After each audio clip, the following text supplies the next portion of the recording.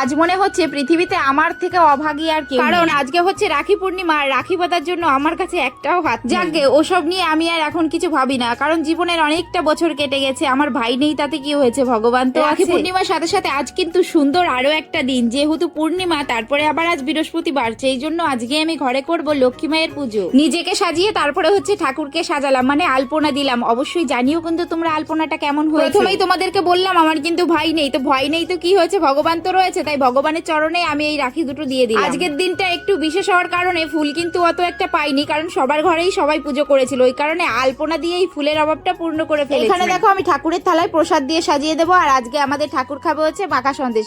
ভাই নেই তাতে কি হয়েছে, মন খারাপ করে তো লাভ নেই, ঠাকুরের ভক্তি করেই দিনটা কাটাই আজ। তো সুন্দর করে সাজিয়ে গুছিয়ে আমার ঠাকুরকে কিন্তু পুজো দিয়ে হয়ে গেছে এখানে। আর আমার হাতে যে রাখিগুলো দেখছো, এই রাখিগুলো আমার শ্বশুর আমার মেয়ের জন্য এনেছে, কালকেও স্কুলে গিয়ে বন্ধু বান্ধবকে বেঁধে দেবে। তো আজকের মতো